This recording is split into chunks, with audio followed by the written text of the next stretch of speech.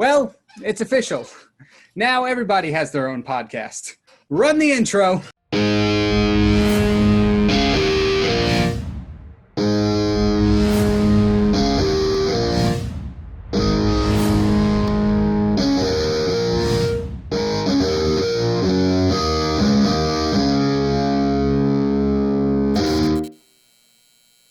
Hello, everybody, and welcome to the first actual, real episode of King's Chaos. I am your host, Kyle Pepitone, or the Kyng-Pin of Spades, and I'm joined here with my guest, Madison. Madison, Hello. Why don't you introduce yourself? I am Madison Everett. I am music director at Montclair State University. I'm a senior. I'm a communications and media arts major, and I'm looking to do music business after school. And that's kind of my role. Cool. I had two shows, I think, and that's kind of how I got into radio. Nice. And thanks for having me on. You're welcome. So it's no coincidence that I chose you, the head of the music department, to feature in this first episode, because what we're going to be talking about today is how much music is too much music, if there is such a thing as too much music. So I mentioned this in my testing phase of radio, the ADJ test that I had, and I made a joke that the station has 13,000 songs in its music library. And for me, that's basically the normal amount. I have close to 15,000 in two playlists because a Spotify playlist maxes out at 10,000. So I have two playlists full of 15,000 songs. And even for me, I think that is a lot. But Madison, what is your highest number song count playlist? Oh, gosh. I'll give a little backstory. Like, so playlists have been one of my favorite things ever, and always kind of have been. And that's a big reason that I transferred back to using Spotify. I was an Apple Music person for probably like a good few years. Like, that was the first streaming service that I had. And then I think as I started to develop more of a love for music, I changed over to Spotify just because I was happier with the features that they offered. And honestly, in the beginning, I had a lot more songs in playlists than I do now. Yeah. Truthfully, I feel like the highest, let me add something in here to see how much music. I feel like the biggest playlist that I probably have maxes out probably around like 400 songs. Nice. Only reason I say that, I guess, is because my liked songs on Spotify are way more. Like, I probably have close to 10,000 or so. But when I started making playlists, I would always add so much music, like so much music. Yeah.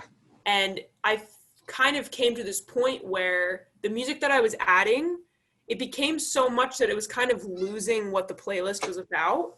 Right. Or the way it was supposed to make you feel. So I kind of cut back on that in my later years of having Spotify, that nowadays I kind of have minimal playlists that have more like smaller amount of songs in them that capture some an emotion or a place better. Okay.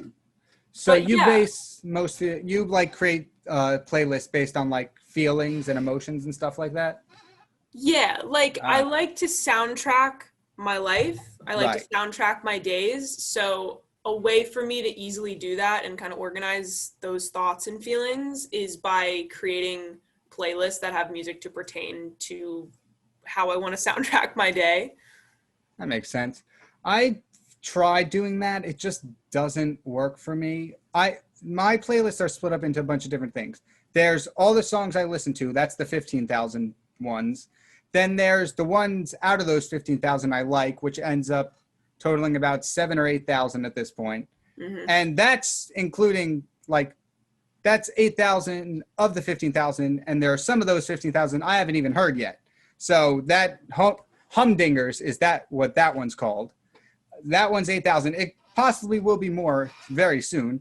And then I split up that one into songs that I know the words to, titled karaoke, because they used to be songs that I sung in the car, but since nobody's really going anywhere anymore, it's kind of just music all around now. Yeah. And that one's at like I want to say like 800.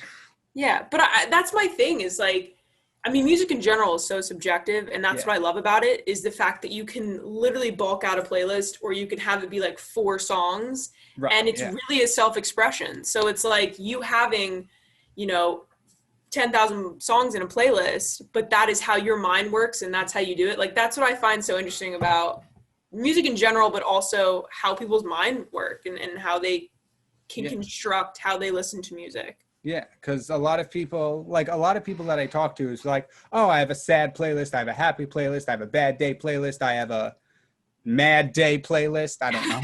And then So I'm me. here like, well, I got songs I know the words to, songs that I know the guitar chords to, I guess would be another one. But like I don't have a playlist that'll like, that was a bad day, let me put this on to cheer me up. It's like, okay, go into the songs I like, cue up this one, and this one, and I'm good to go.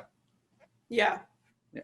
I love that though. And that's interesting. Like, I don't know. I love hearing about people, how I like hearing about people's playlists and what they kind of come up with. And that's always like kind of my love language in a way is when I do listen to music. Like me and my close friends always send each other playlists. Like no matter what it is, we could just even make them on the spot. But I think Oh, that's so nice. cool is to be able to come up with something and Yeah. share it with another person and convey a meaning or something to them.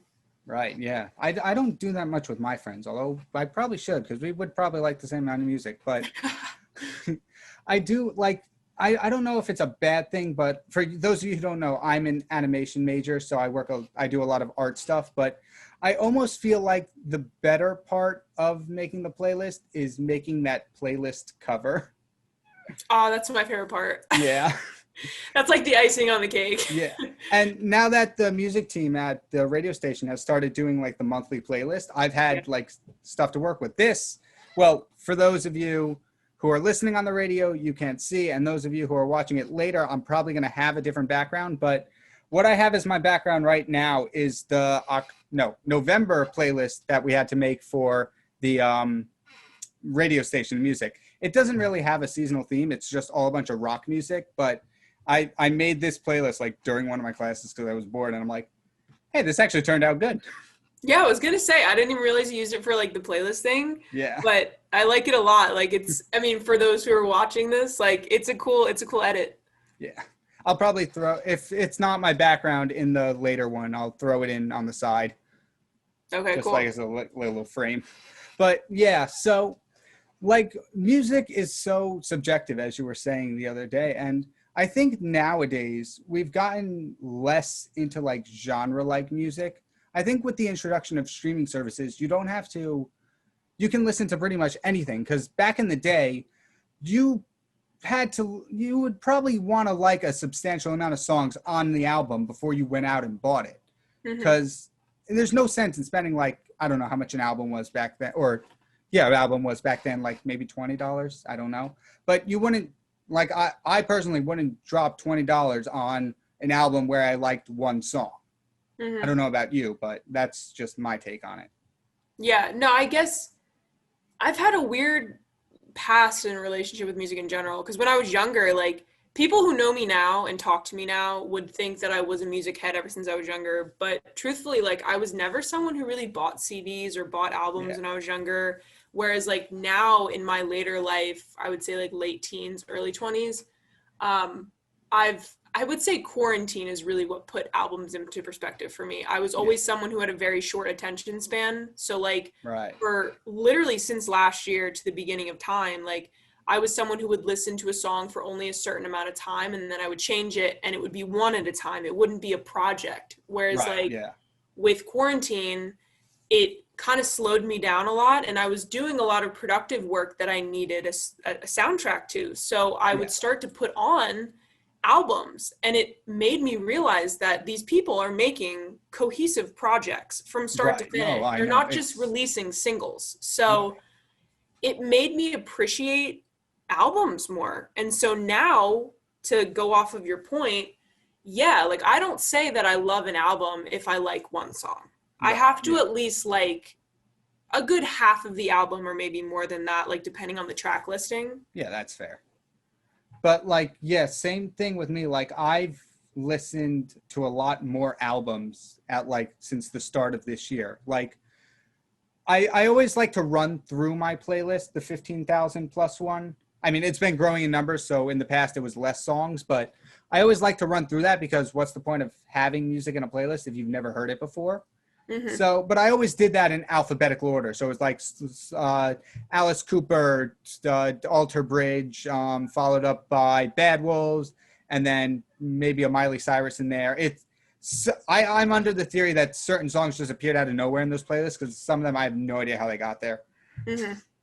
But once the quarantine hit, I'm like, why not listen to full albums? Because a lot of them can tell like full stories. And there are some instances in some albums where one song will bleed into the next one with a seamless transition. And that is just amazing when that happens. When I first discovered that, I'm like, this is the best sound ever. And then they kept going into more and more songs. And that was epic. So yeah, I'm on the same boat as you. I listen to a lot more albums during quarantine, and I've gone back now and have listened to full albums multiple times. Mm-hmm. Like, especially new ones that have come out this year, like Five Finger Death Punch's Fate I've listened to, Shinedown's Attention, which was 2018, I believe. But they're like some albums that never get old and you can just continuously listen to them. Oh, absolutely. And I think even with me, like that's been a big turn, is because I never had like a super big appreciation for albums. I guess now that I do, I kind of look at the way that I collect records differently, because I started collecting records about a year ago, and I would just aimlessly buy them without ever really thinking, do I like this album as a whole? And so now in the later period of 2020 and the way that I look at albums and music, I've started to buy records that I'll never get sick of and my favorites. Yeah. But yeah, I think I think 2020 in general has been such a big year for music, whether people realize it or not. Yeah, definitely. I actually just wrote an article for my internship about how artists have been a lot more vulnerable this year. And so it's been a joy listening to albums from some of my favorite artists in the way that they're kind of sharing parts of them that I don't think they ever would have if we weren't put in this situation. So in a way, I'm kind of thankful for the pandemic due to the fact that it's helped me with my music career and how I look at music, but also it's helped artists wear their heart on their sleeves. That is definitely true. Yeah. I guess in a punny kind of way, but seriously, I mean, like, it's impressive how many albums I could have named in the article that I wrote, but had to cap it off because I was like, I don't want to make it too long. Yeah. The fact that I could name more than at least 10 artists is so impressive, because I think it's something that we need. Oh, definitely. And it's been such a joy listening to people's projects, because they go together from start to finish as this story, even if the songs don't go together. Right. Do you want to name some of the artists that you're talking about? Just so absolutely. So the four that I wrote about one was the 1975's Notes on a Conditional Form. The reason I picked that out is, they are more of a mainstream band, but for the people who have been with them from the beginning, their artistic journey as musicians has been pivotal. I mean, they've been able to explore so many different sounds, but something that I was so impressed with Notes in general was the fact that it was so different and something they had never really done before. A lot of instrumental tracks, which is something that Maddie and George, Maddie the frontman and then George, their producer and drummer, specifically really loved. So being able to see them explore a fully instrumental track, they did country, they had punk rock, they had all these kind of elements within this album, along with a track called The Birthday Party, where Maddie was able to explore his addiction that he had for the last 6 or so years in a way that put him in a more vulnerable state than he had ever really explored it before lyrically. Really? Other than that, I had said one of my favorite artists, Sasha Sloan, she's another one. She's definitely more of like an acoustic ballad kind of sound. She did a whole album called Only Child, which explored issues that had never really been talked about in music before. I mean, she talked about being an only child. She talked about, eating disorders, like in high school, like all this kind of stuff. And it sounds like kind of triggering topics, but when you listen to it, it's almost comforting because it's like, okay, here's someone who is so ostracized in the media, who people look at as sometimes not human, that they're Right. just like everybody else. And that's what I love about music, is the sense that these people that we look up to, who sometimes feel like gods, are just like us and have dealt with the same issues as us. So when they are able to speak on those things, it humbles you in a way, because it's like, okay, cool, I'm not alone in this. Right. A Someone else well-written, went through it. yeah, a well-written song about like struggles is probably some of the best music that a person could ever make. Yeah. Yeah, absolutely. And then I think other albums, I mentioned Phoebe Bridgers' Punisher. I absolutely loved that album. It really painted a whole scene for me in a picture of my grandma's house in a way that I didn't think could be painted. So it was a very personal album to me, just sonically. One of my favorite bands is Lainey, even though I'm not super big on their new sound that they have. I connected with their album a lot just because they spoke on things that I'm going through personally. And a lot of, I mean, Role Model came out with one, Bryce Vince, like a lot of these different artists were able to use this time, even The Neighborhood, like they were able to change their sound, but not in a negative way.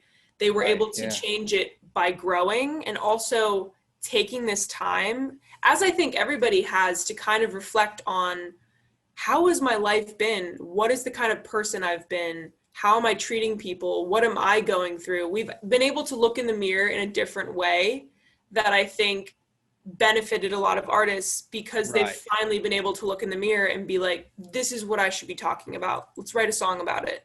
Yeah. And even with the people that you mentioned, you know what I mean? Like with heavier rock music or metal and stuff like that, I think people sometimes get lost in the fact that it's sometimes very loud and harsh music, Yeah. but they actually can touch on some really interesting topics as well, especially Definitely. Shinedown. Yeah. Shinedown I got into, I want to say like last year. Like I saw a little animation pop up on YouTube for like one of their music videos for Monster. I'm like, oh, that's cool. Click on it. I'm like, wait a minute, this sounds pretty cool. And then I went on vacation, and then I'm like, I'm going to keep listening to this. So I kept listening to that one song, and I'm like, okay, I think now it's time to get into the rest of their discography. And so Yeah. it all got added to the playlist. Literally. And it's funny, like one of the things that I had seen on the questions that you sent me was just like, what music is in your playlist that would take people by surprise? And like, Yeah. speaking about Shinedown, surprisingly, I grew up as like a metalhead. Like Oh, nice. I grew up, I'm an only child. I grew up with all boy cousins pretty much that were close to me in New Jersey. And all of them went through like the punk scene phase and like heavy metal in regards to like Escape the Fate, Right. like original Panic at the Disco, like Avenged Sevenfold, Shinedown, all these kind of people. And growing up around that, I was influenced, which is like, Yeah. I look at who I am now and the way that I dress and kind of hold myself, and I can see that influence coming through. But yeah, I mean, I was big Right. into Escape the Fate specifically. Yeah. I was big into Falling in Reverse, like all these different, like I'm reminiscing, like All Time Low, like original, like definitely more like punkish bands rather than metal, but like there were a few that I could get down to a metal song from now and again. And like, I still do have playlists, like classic rock playlists and stuff that have such a special place in my heart, because they were the songs that I grew up with. So going back on songs that you like can remember from your childhood is like, it's just a different experience nowadays. Yeah, agreed. It's strange too, because it's like we're at that point in our lives now where we're getting older, even though we're not old. That it's like a lot of the songs, like look at Panic at the Disco and stuff. Like kids nowadays that are growing up with Panic now, right? They have no idea. Like back when Panic used to be like the garage punk band releasing music, and it was kind of dirty and like grungy. Yeah. That's what I remember a lot of these bands as, that are now going more of like the pop route, where I remember them as definitely more like post-wave, like garage punk bands. Right, yeah. Like Theory of a Dead Man I've been listening to a lot, and they put out a new album this year, And I, from like their earlier albums to this one, you can notice a total sound shift. It's much more poppy. And looking back on it, the album they released 3 years ago in 2017, you could hear that transition. You can hear them going a lot more. I don't want to say synthetic because I don't know if that's a fact, but it's a lot less on that heavy guitars that they had in there, in like Savages, one of their albums, and Scars and Souvenirs. This is just a total sound shift. It's not bad. I still like it, but it's not the same as their older stuff. Yeah, I appreciate, like, being the type of music person that I am, I can appreciate growth within an artist. So like I appreciate when they're able to explore different sounds, but you know, there's always that part of me that's going to be like, man, like your first album or like your second album. But you know, I appreciate them being able to do that kind of stuff and obviously having the outlet to do so. But there's a lot of bands, especially that I grew up with, that definitely sound completely different now, that I'll always mainly listen to their old stuff. Right. Yeah.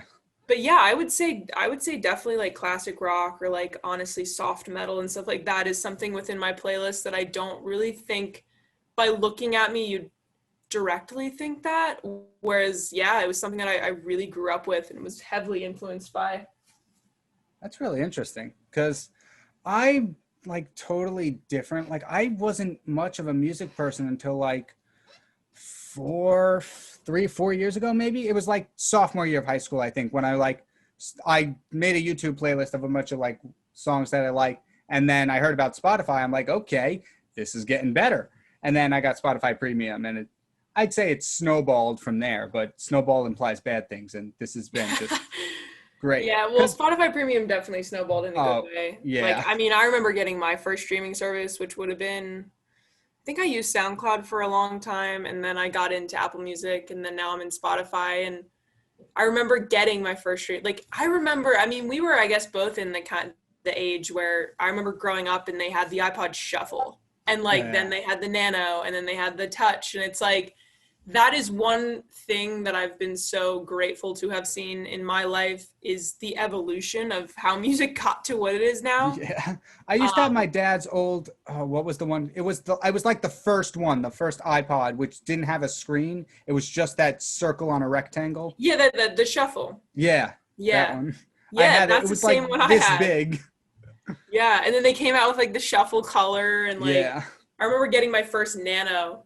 And I still have it. And like looking back, like I had a Walkman when I was younger for probably about like the first 5 years of my life. I had like a little disc Walkman. Oh, cool. And I would just put the most random CDs in that and listen to it. And so to see the streaming services that we have now, like the way music has improved in, I mean, good ways. There's obviously been downsides to it, but I'm happy with how it is now. I mean, like the instant gratification kind of sucks sometimes because that, you know, for the people like me who collect records still, you know, having vinyls and CDs is great, but a lot of these kids just want it right away. And it's like, no, you know, like you have to get that waiting process. And I think that's a bit of the problem too, because like nobody really releases albums nowadays. Like there are bands and artists who do, but a lot of like the mainstream music is like single.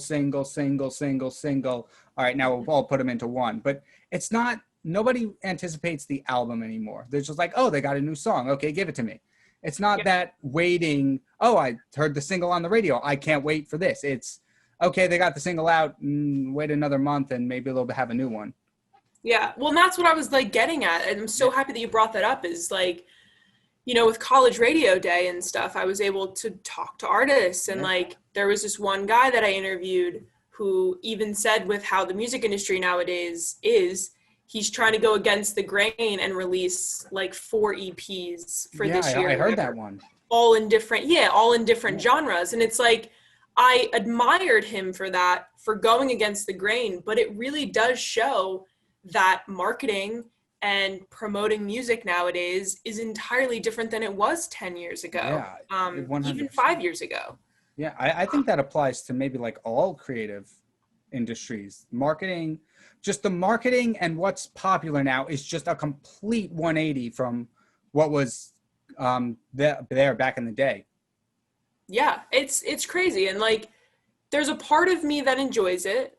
Right. But there also is a part of me that since I developed such a love for albums within this year, there is a part of me that's like, man, it'd be nice if we stopped singles for a minute and could just release an album. Yeah. And there's been a few artists this year which have maybe released one single before their album, which I think I like that better. Like if you're going to release anything, just do one or two. Right. Release a music video or something like that. But when you start putting out every song of the album and it's pretty much the fun is lost, like there was a few, I think Role Model, for example, like he released something not too long ago, like a few weeks ago, and pretty much 5 out of like 7 of the songs had already been released. And it's like, it's cool to see it as a cohesive project, but it's like the fun of it is different because it's like I've heard all of them. I have 2 to listen to and that's it, So I think I have examples on like both ends of the spectrum of basically releasing 1 or 2 and then releasing the whole album. Like Bring Me to the Horizon just came out last week or 2 weeks ago with what was it called? It was like Post-Human Survival or something like that. I'm probably butchering the name of it, but they only had like 2 singles from that. They had Parasite Eve and Teardrops are the only singles that I remember being released. And then they released the whole album. But on the other hand, there's this band called Citizen Soldier that I listen to. And I think they're releasing their entire album as singles before they actually put out the album as a thing, which is weird. To me, that defeats the purpose of an album. Yeah. It really does. Like it's that's still nice to hear. Like, I mean, it's like you said, it's that instant gratification, which I myself am guilty of. But yeah, they're just like, I found them through their newest singles, and they're really good. And like, but it does, like you said, ruin the fun of the album because it's like, okay, I've heard literally each one of these. Not to say they're bad songs. I listen to them again and again. One of them is on this playlist. Mm-hmm. But yeah, like it's a toss-up, really. Yeah, absolutely. And it's almost like a love-hate relationship, Right. I don't know. I appreciate how different we can be with music nowadays. Right. But again, like I mentioned before, there's that part of me that is just like, well, how was it started in the first place? Like it was creating projects, and you look back at some of the greats within history, like Billy Joel, which you have mentioned in here, and AC/DC and whatever. And like a lot of their albums I grew up on, and they were albums that were supposed to be listened to as a whole, Right. So yeah, and I think nowadays, especially within the late 2010s, EPs got a lot bigger because originally it was just albums, whereas now artists have the option of like, my album's not done yet. Here's 4 or 5 songs and I'll call it an EP, Yeah. Which like I understand and sometimes it fits, but there's also that aspect of like, it's different, it's not, Right. It's not traditional, but at the same time, I say I want to be traditional, but then again, I'm such a non-traditional kind of person. So it's kind of like contradictory. Yeah, I know what you're saying. It's you gotta find. There's probably a healthy in between that we're yet to find. Yeah, absolutely. And you had mentioned here, like speaking about AC/DC, is they're releasing their 16th studio album. Yeah, bravo to them. Yeah, I did mention this during my test, but this time it was relevant last time, but it's relevant to the topic at hand we're discussing. And at the time that this is going live on Thursday the 12th, it'll be about, I don't know, 4 hours before it actually gets released. It will be released on the 13th, just a day after this goes out. So that's actually pretty cool. It's kind of actually that coincidentally worked out, us recording this today and it being this week. But like you said that I said, it's their 16th studio album titled Power Up, which brings up the question. We've discussed how much music is too much for a personal playlist, but how much music is there for an artist? Like when should an artist, if at all, stop making new music and focus on like live shows? Like I wrote here in my outline, Billy Joel stopped making new music in 1993 after his album titled The River of Dreams, I believe. Yes, his 12th album titled The River of Dreams. That is, let me just run the numbers real quick, 27 years of no music. But in that time, he has been performing live shows. If you check out his Spotify, he's got River of Dreams, and then everything up until this point has been live albums. On the other hand, just 4 years ago, Elton John released his 30th studio album. That's nearly twice as many albums as AC/DC has at this point.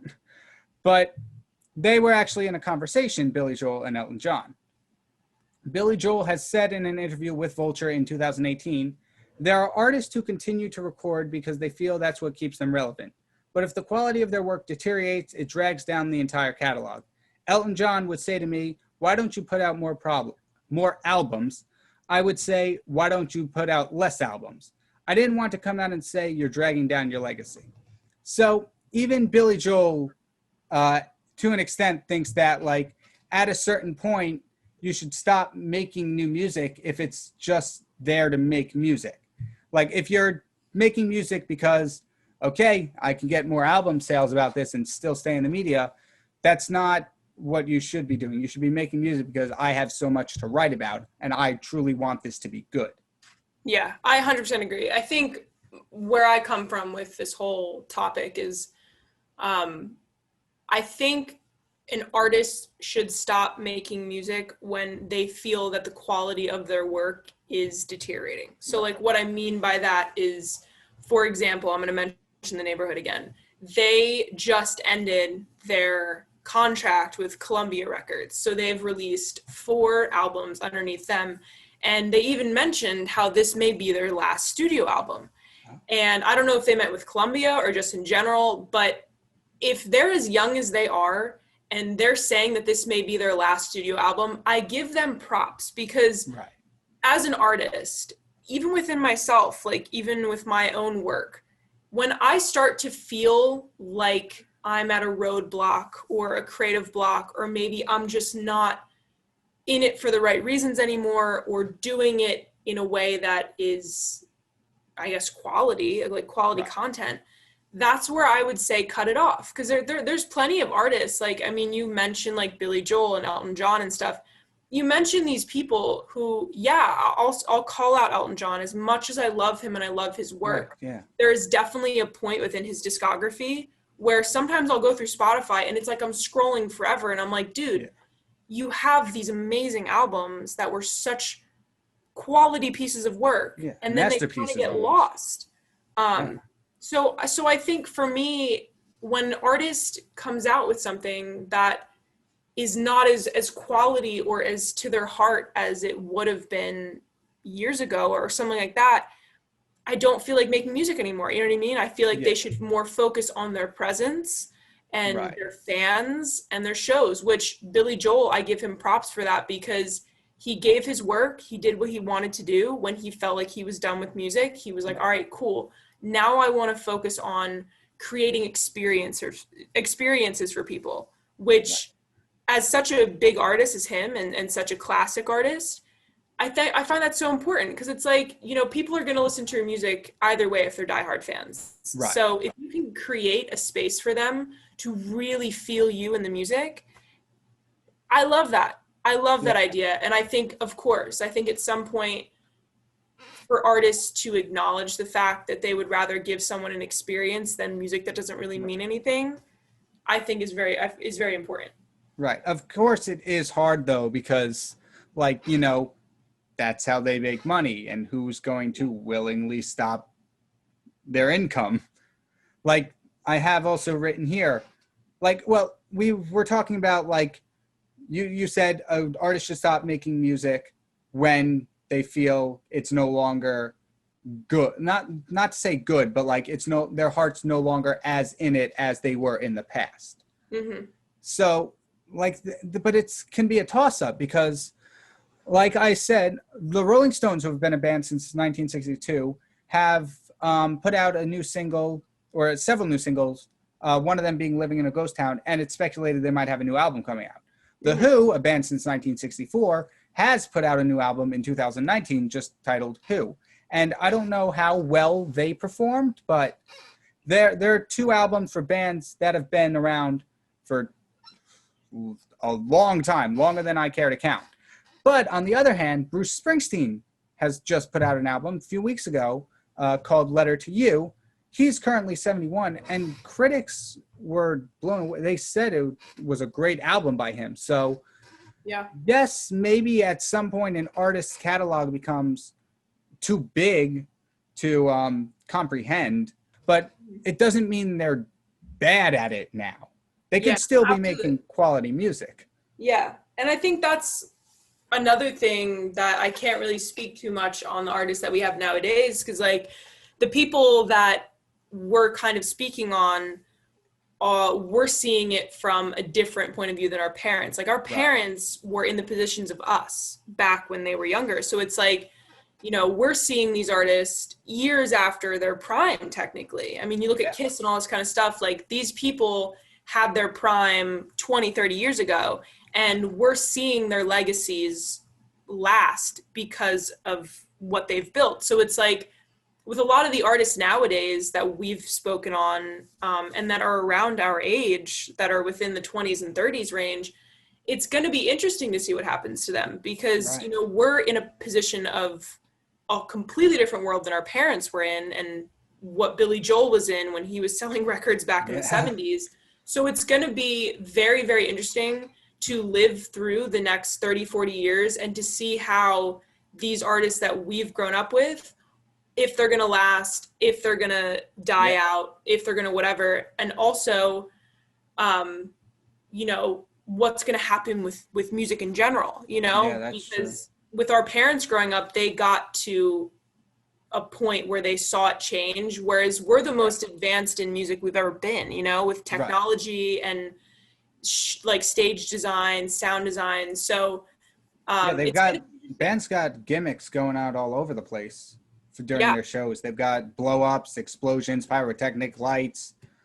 It's like, I went to a Hailstorm, Motionless in White, and Alice Cooper concert, and during like the Hailstorm set, they had intricate light shows for each one of their shows. And like, I don't know if the technology was even at that point back then. Like they probably had some sort of special effects, but I don't know to what scale they had it, because I didn't exist in that time. Yeah. Or how safe it was. I kind of think about that sometimes. Like, you think about Kiss and how they've been doing the pyrotechnics and stuff for years, and it's like, it's safe now, but back in the 60s and 70s or even 80s, like, how safe was it to just blow something up on a stage, have people in barricade, you know? But yeah, I mean, when I had my radio show last year, that was a topic that was brought up on one of my episodes, is who do you think's going to last? And it's like, I don't know. Because think about it. Back in our parents' and grandparents' days, like, David Bowie could have been super cool and different, but I don't think anybody knew that AC/DC, Billy Joel, Steve Miller Band, like all these people were going to be legends, you know? Yeah. So in our age of music, that's going to be so fascinating when we turn 40, 50 years old, have families of our own, and to see who's still kind of kicking. Because yes, like, they make money from albums, but with the age that we live in with music, there's a lot of ways that artists are able to make money nowadays that they weren't able to 30, 40 years ago. So I don't know, like, it's a hard thing to estimate, but it's an exciting thing. Right. Which is why I'm trying to collect vinyls and stuff now, because God forbid something ever happens to the streaming services. You know, it's even like saving something on a computer or on a hard drive. Like, at any point, God forbid those things break or whatever, I want to be able to have those physical copies. That is true. I never thought about that.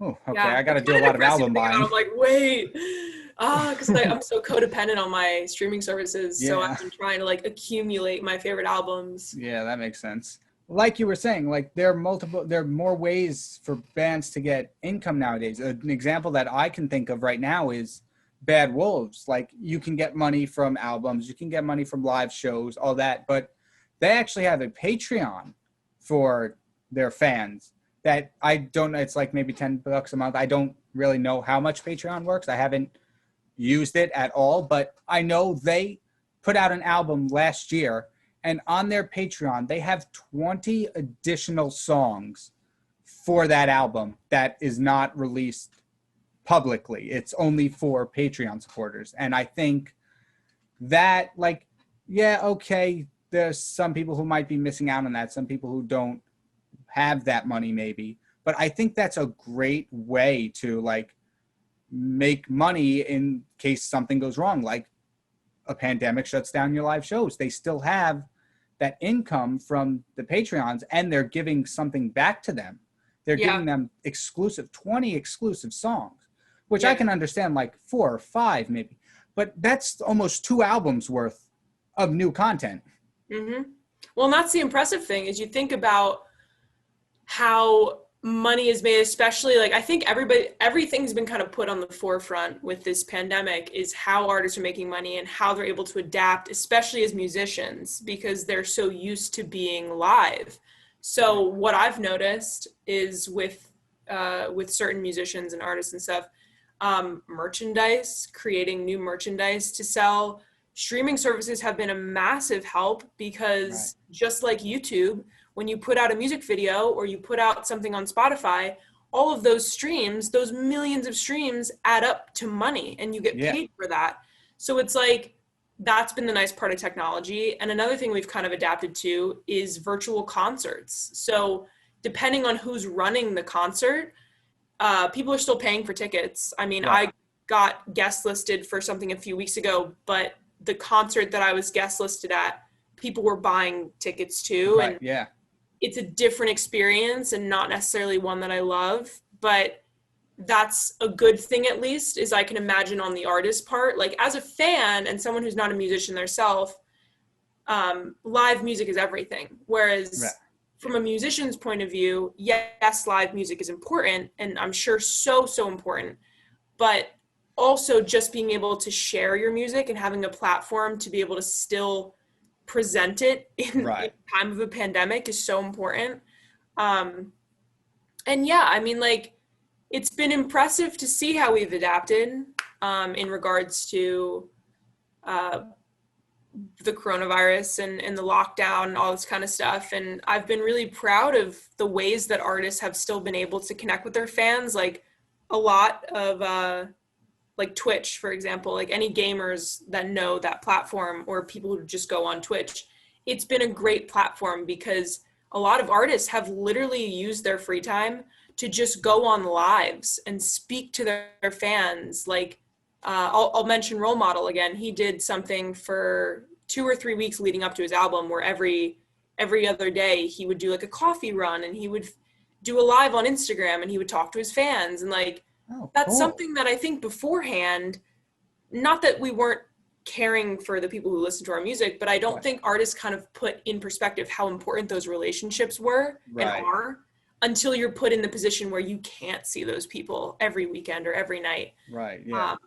So that's been a cool aspect, is to see how artists can get in touch with the people who got them there, you know, and who are listening to their music. And it feels a lot more personable. I feel like music sonically, lyrically, but also personally with the artist has felt a lot more intimate than it used to be.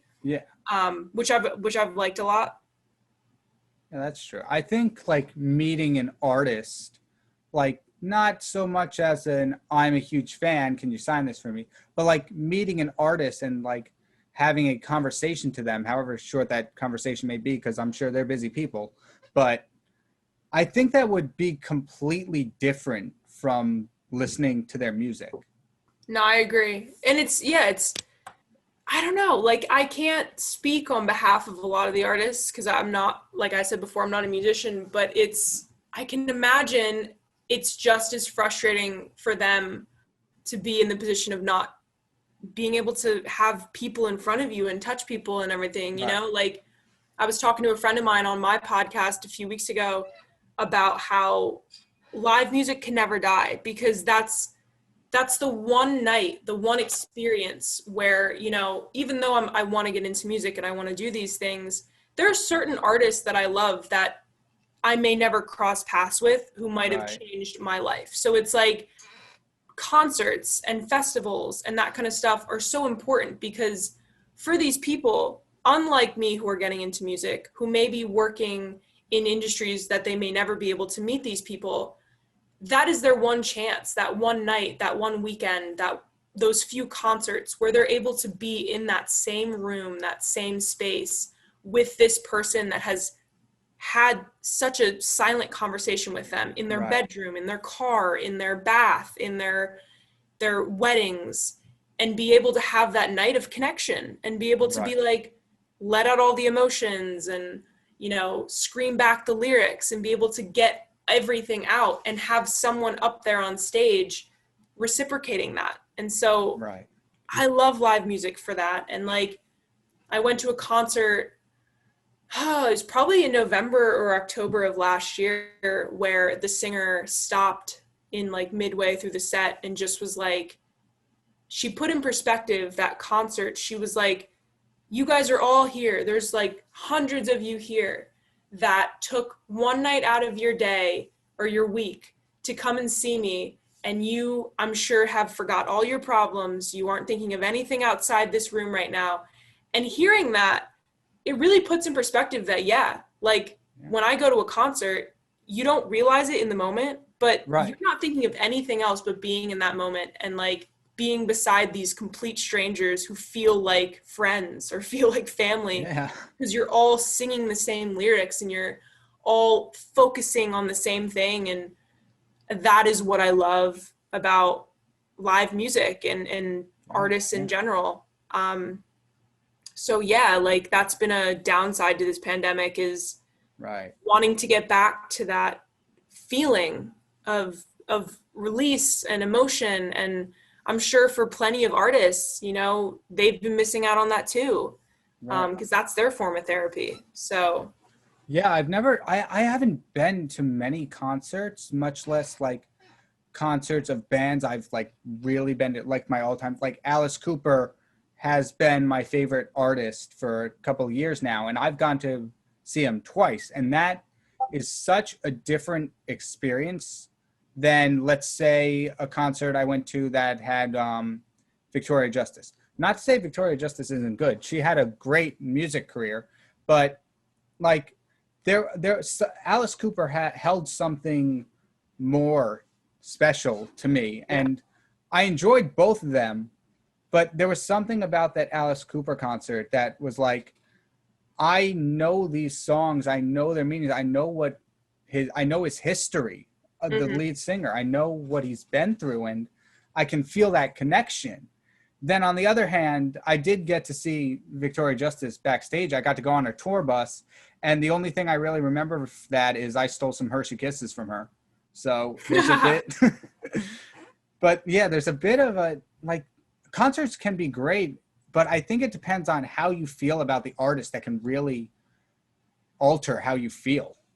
Yeah, no, absolutely. And I don't know, like that's being, and I've mentioned this a few times, but I'm so much more in tune with music now. I think especially because I'm a lot more in tune with myself. And I think they both kind of correlate with each other. I think music, whether we realize it or not, it correlates a lot with our emotions and what we're going through and how we listen to it. And I think speaking on Alice Cooper and stuff like that, that's a big thing as well with a lot of these instant artists and these people who are just overnight sensations and stuff, is getting to know them, you know, like a lot of the artists, pretty much all of my favorite artists, I have watched their interviews, I have been to their concerts, I have done a lot of research on them, because when I get to know you as a person and then listen to your music, it makes it so much more personable.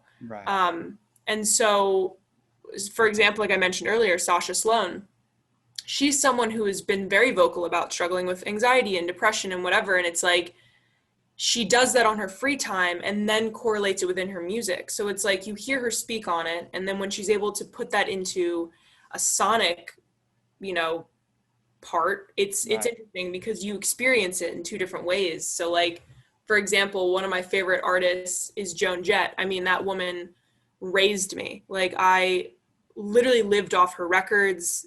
How I dress, how I act, how I hold myself has a very, very heavy influence off of her. And that came from not only listening to her music, but learning about her. Um, Right. I watched her documentary. I have her book, literally, I'm looking at it right now. And it's like, Oh, cool. from reading about her and watching her and hearing it from her mouth and that kind of stuff, it connects you with them. Again, I may never meet her, but it's like, I feel somewhat in debt to you. And Yeah. so I can imagine with your favorite artists and stuff, especially Alice Cooper, like doing research on them, there's that personal connection. Yeah. Um, and yeah, and I think it correlates with concerts and how you display yourself on stage and like Right. um, Alice Cooper in general. Like I remember doing such a research thing about him in my music history class, and like some of the things that that man did that paved the way for so many artists Yeah. nowadays I know. is crazy, and some kids wouldn't even know that. Right. Um, so yeah, I get what you mean. Yeah, Lizzie Hale from Hailstorm at that concert that Alice Cooper, Motionless in White, and Hailstorm were at. During her portion of the concert, she went on a whole thing how like one of her first sleepovers, she bought an Alice Cooper CD, which obviously is not something you really do like naturally, but like she mentioned how like Alice Cooper inspired her and her band, and like there wouldn't be all these songs about being different and being yourself if it wasn't for him. Yeah, literally. It's Yeah. it's so, I don't know. It's so interesting. Like Yeah. it's a conversation you could have for so long, but you really have to look at. And I think, I took a music history class, like I mentioned, 2 years ago. I think it was my sophomore year, and it's the whole reason that I'm doing what I'm doing. But it was so interesting to be able to examine and analyze music like we did Right. in that class, because a lot of people don't realize that rock and roll and all these genres and all these sounds came from someone at some point. Yeah. And I remember when the whole Black Lives Matter movement was going on, people started to focus in on the fact that rock and roll started with people of color. And Right. um, it was so interesting because we examined, like we started in the 40s and we went to the 2000s and we analyzed how music affected the economy, society, uh, movements within, whether it was civil rights or, hippie movement and all this kind of stuff. And like music pretty much was the start to why people wanted change. And Yeah. so all these artists that are classics nowadays, people don't realize how much they paved the way. Like, um, especially Alice Cooper for metal bands nowadays, you know what I mean? Yeah. Like unconsciously metal bands, but it's like you look at a lot of the gore and all this kind of stuff that they kind of bring, and you kind of look Right. at Alice Cooper and you're like, he was Yeah. the guy. He was the guy who did this. Same with Kiss. And like I think it's so important as music lovers and whoever's listening to this, and whoever wants to get into music, to educate yourself and to have Right. artists who are not modern, and to recognize sounds and to correlate that with some of the stuff that you listen to nowadays. To know the pioneers, I guess, is the Right. best way to Yeah. put it. Know where like your favorite artist came from. Know their influences. And it like I want to try and get into music. I've been writing songs in my free time when I can, because I'm trying to learn instruments, but it's hard to like find the time and the motivation. But I've been writing songs for like the past year trying to get, but I'm listening to all these bands that I like. I'm gathering influences from them to see how they craft their lyrics, their melodies. And it's weird how different people think, even in the same genre.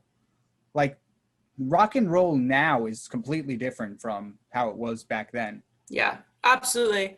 Yeah, and that's like it's such a hard genre to kind of examine, because for me, like rock and roll will always be strictly like classic Yeah. rock. Like I think the modern take on rock, as much as you want to have it be what it used to be, it's not. It's definitely its name. Like on Spotify they have the new sounds of rock or something like that, and it's just modern rock is modern rock. You know what I mean? It's Right. not classic rock, and it's called that for a reason. And I think I enjoy listening to Led Zeppelin and Steve Miller Band and AC/DC and Guns N' Roses and all these people much more, because for me, that is rock and roll to me, you know?